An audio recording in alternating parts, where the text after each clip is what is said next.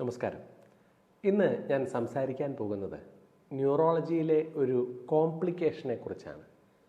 പോൺടൈൻ മൈലിനോലൈസിസ്. ചികിത്സാ പിഴവ് കൊണ്ട് വരാവുന്ന ഒരു കോംപ്ലിക്കേഷനാണ് ഇത്. പല രോഗികളും സോഡിയം താന്നുപോയി നമ്മളുടെ അടുത്ത് വരാറുണ്ട്. ഓർമ്മപ്പിശക്, നടക്കുമ്പോൾ വേച്ചു പോവുക, പരസ്പരബന്ധമില്ലാത്ത സംസാരം, ഇവയൊക്കെ ആയിരിക്കും സോഡിയം താന്നുപോയതിൻ്റെ ലക്ഷണങ്ങൾ.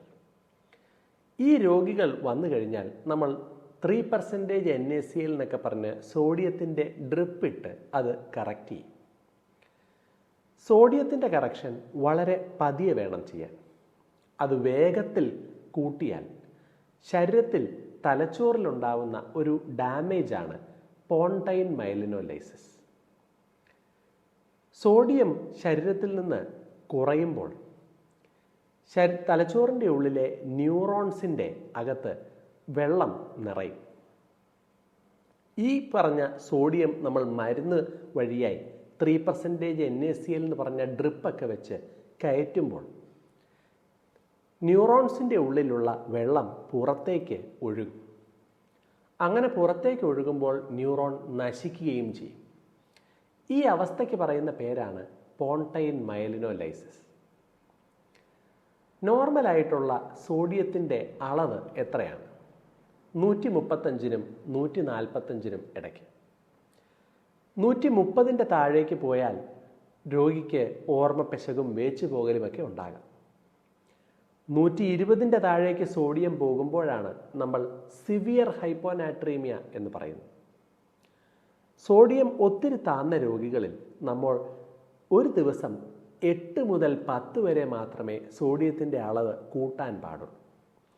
ശ്രദ്ധിച്ച് ദിവസത്തിൽ 2 തവണയൊക്കെ സോഡിയം പരിശോധിച്ച് സോഡിയം കൂടുന്നതിൻ്റെ അളവ് വളരെ വേഗത്തിലല്ല എന്ന് ഉറപ്പാക്കിക്കൊണ്ടാണ് നമ്മൾ ഈ ഡ്രിപ്പ് കൊടുക്കുകയും അതിൻ്റെ ഡോസ് അഡ്ജസ്റ്റ് ചെയ്യുകയും ചെയ്യുക.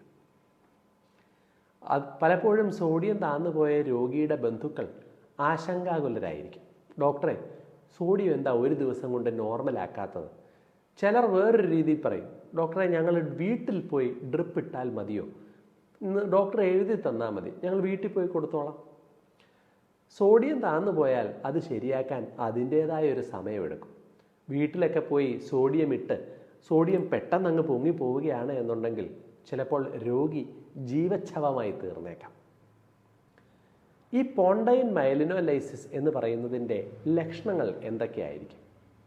സോഡിയം പൊങ്ങി കറക്റ്റാക്കി കഴിഞ്ഞ് 2-3 ദിവസത്തിന് ശേഷമൊക്കെ ആയിരിക്കും രോഗിക്ക് ഇതിൻ്റെ ലക്ഷണങ്ങൾ കണ്ടു തുടങ്ങുക.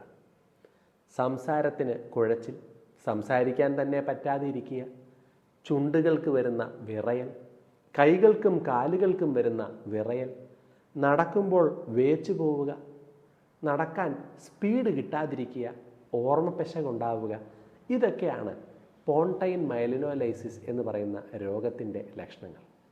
ചിലപ്പോഴൊക്കെ വിഴുങ്ങാനുള്ള ബുദ്ധിമുട്ട് വന്ന് ട്യൂബ് ഇടേണ്ട അവസ്ഥ വരെ ഉണ്ടാകാം. തലച്ചോറിലെ ബ്രെയിൻ സ്റ്റെം എന്ന് പറയുന്ന ഭാഗത്തിൻ്റെ പോൺസ് എന്ന് പറയുന്ന സെക്ഷനാണ് ഈ പോൺടൈൻ മൈലിനോലൈസിസിൽ ഞരമ്പുകൾക്ക് പ്രധാനമായി ഡാമേജ് വരിക. ചിലപ്പോഴൊക്കെ പോൺസിൻ്റെ പുറത്തായി രോഗികൾക്ക് പാർക്കിൻസൺസ് രോഗമുണ്ടാകുന്ന ബേസൽ ഗാംഗ്ലിയ എന്ന് പറയുന്ന സ്ഥലത്തും ഈ പറയുന്ന അസ്വസ്ഥതകൾ ഉണ്ടാവാം. അവയെ എക്സ്ട്രാ പോൺടൈൻ മൈലിനോലൈസിസ് എന്നാണ് വിളിക്കുന്നത്. പ്രശ്നം എന്തെന്ന് വെച്ചാൽ, ഒരു പ്രാവശ്യം ഇത് സംഭവിച്ചു കഴിഞ്ഞാൽ ചിലപ്പോൾ രോഗിയെ നമുക്ക് ശരിയാക്കിയെടുക്കാൻ പറ്റുകയില്ല. സംസാരത്തിൻ്റെ കുഴച്ചിലും വിഴുങ്ങാനുള്ള ബുദ്ധിമുട്ടും നടക്കാനുള്ള ബുദ്ധിമുട്ടുകളുമൊക്കെ ജീവിതകാലം മുഴുവൻ നിലനിന്നേക്കാം. സോഡിയം താന്നു പോകുമ്പോഴുണ്ടാകുന്ന പ്രശ്നങ്ങൾ താൽക്കാലികമാണ് എങ്കിൽ, ശ്രദ്ധിച്ചല്ല സോഡിയം കറക്റ്റ് ചെയ്യുന്നത് എന്നുണ്ടെങ്കിൽ വരുന്ന ഈ മൈലിനോലൈസിസ് എന്ന് പറയുന്ന കോംപ്ലിക്കേഷൻ രോഗിക്ക് ജീവിതകാലം മുഴുവൻ മറ്റുള്ളവരെ ആശ്രയിക്കേണ്ട ഭീകരമായ ഒരവസ്ഥയിലേക്ക് കൊണ്ടെത്തിക്കും. അതുകൊണ്ട് തന്നെ നിങ്ങൾക്കോ നിങ്ങളുടെ കുടുംബത്തിലുള്ള ആർക്കെങ്കിലും സോഡിയം താന്നു പോയാൽ തീർച്ചയായും ആശുപത്രിയിൽ അഡ്മിറ്റ് ആവാനും സോഡിയം ശരിയാകാനായിട്ടുള്ള സമയവും ശ്രദ്ധിച്ച് ചികിത്സിക്കാനുള്ള സാഹചര്യം നിങ്ങളുടെ ഡോക്ടർക്ക് ഉണ്ടാക്കുകയും ചെയ്യണം. ധൃതിപ്പെട്ട് പെട്ടെന്ന് കൈകാര്യം ചെയ്ത് സോഡിയം പൊങ്ങുന്നതിൻ്റെ കോംപ്ലിക്കേഷനുകളിലേക്ക് വന്നെത്തരുത്. നന്ദി.